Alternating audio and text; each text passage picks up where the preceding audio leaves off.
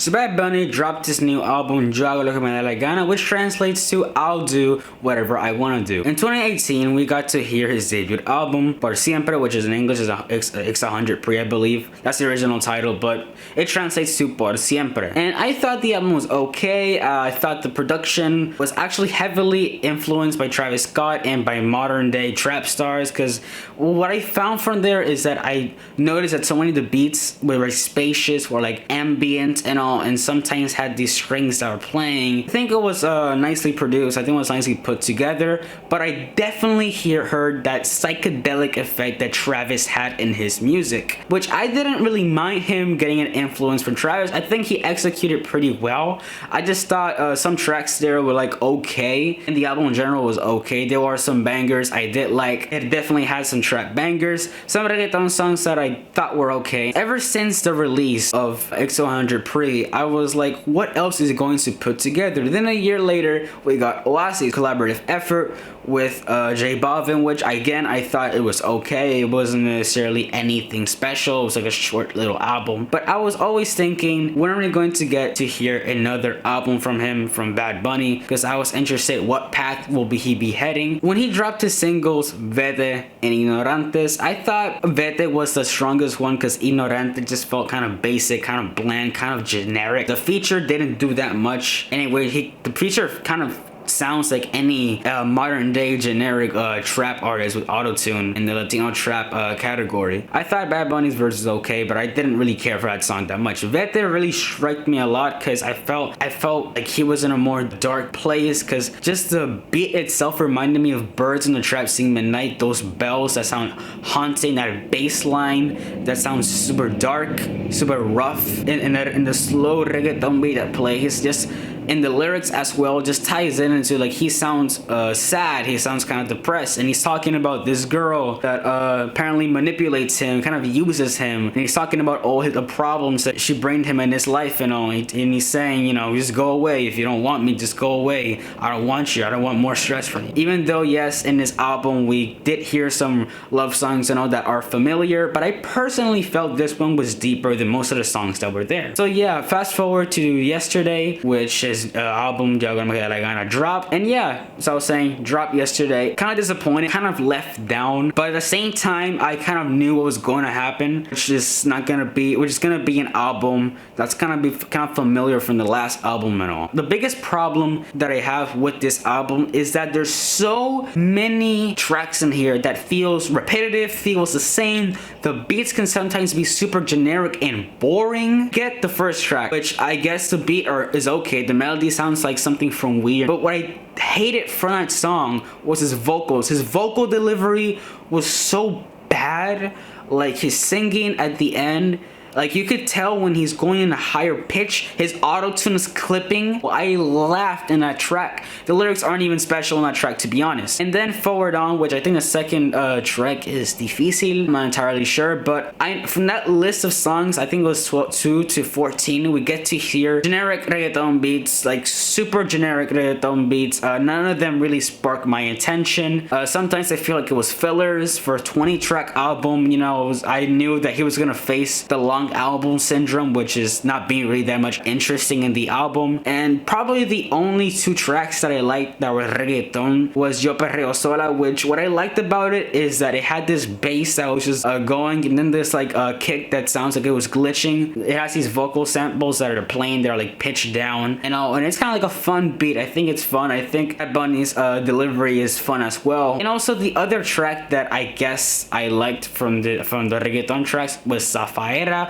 which is I believe the last track that we get to hear reggaeton finally, because it just sounds like it was copy pasted. And yeah, Safaera I thought was a decent track. I liked that they were embracing the old reggaeton type of sound, and even though it can get messy, when I first heard it I think it was kind of messy because the sirens were over the place, but overall I thought it was I thought it was kind of enjoyable. It's kind of fun because I like the style that they're bringing. It sounds really 2000 reggaetonish, and I like how they're bringing that sound in this track, and also the features really bring a lot of energy here. But the problem that I was saying that I had with the album is that there's so many fillers, there's so many tracks in here that feels that if they got removed it would have been just better. The funny thing is that the features, most of them don't bring anything to the table. Daddy Yankee and La Santa with Bad Bunny, I don't think he really brings that much in here. I think the goal of that track is just to make like a #1 radio hit, to be honest, because that's kind of like the case with every Daddy Yankee song. The format is always the same, and I feel like that's what he's doing with this song. He's trying to take over this song and trying to make it a #1 hit, and I feel like it just gets boring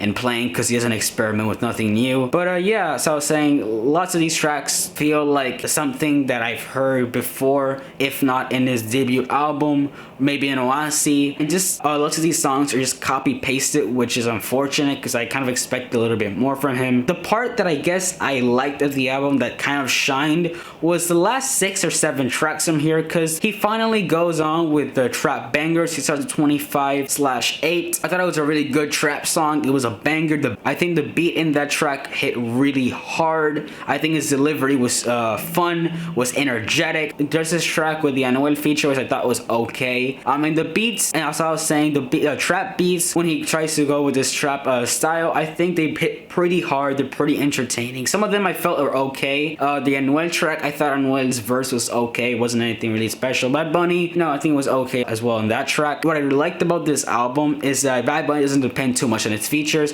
But yeah, another track that I really liked was Puesto by Guerrial, I believe it, or Guerrial, something like that, which with Myke Towers. It's surprising that I like this song because Myke Towers kind of sounds really generic. His album wasn't really that good. I think it was like kind of boring, just bland, really, as most of these Latin and trap albums that are currently now. I thought that his verse was good. I think his delivery was perfect in this track with a hard-hitting beat. I felt the chemistry with Bad Bunny and Myke Towers. It felt really good. I just liked it. It was a cool track. Definitely a really good pair. Also, a track that I really enjoyed was PFKNR, which I think you know what that means by now. But yeah, I liked how every feature, I think it was Arcangel, and I forgot the other guy's name, but he did a pretty decent job. They bring this aggressive flow, and obviously they talk about Puerto Rico, and they talk about the areas that, you know, there's the drug deal and so on and stuff. They talk about the hoods, they talk about the streets, they talk about kind of like Puerto Rico, but like the dark side of Puerto Rico, and also like embracing that they're from there